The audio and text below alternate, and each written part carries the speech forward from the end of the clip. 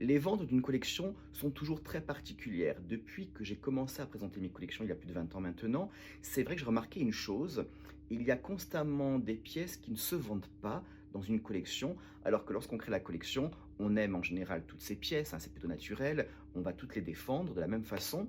C'est un petit peu nos bébés, mais ce qui est très surprenant, c'est que lorsque les acheteurs viennent et achètent la collection, il y a des pièces qui ne sont même pas remarquées.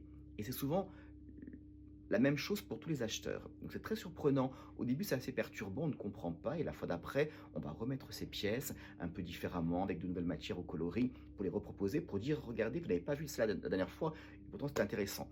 Et ça peut marcher, mais ça peut ne pas marcher.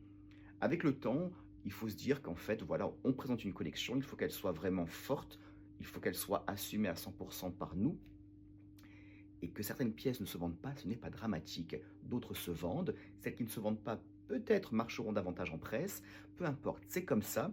Il faut laisser passer les choses et continuer à travailler, à creuser au fond de soi et absorber le monde de manière à pouvoir constamment faire des propositions de mode fortes, créatives, puissantes, etc. etc. Donc, continuez à créer.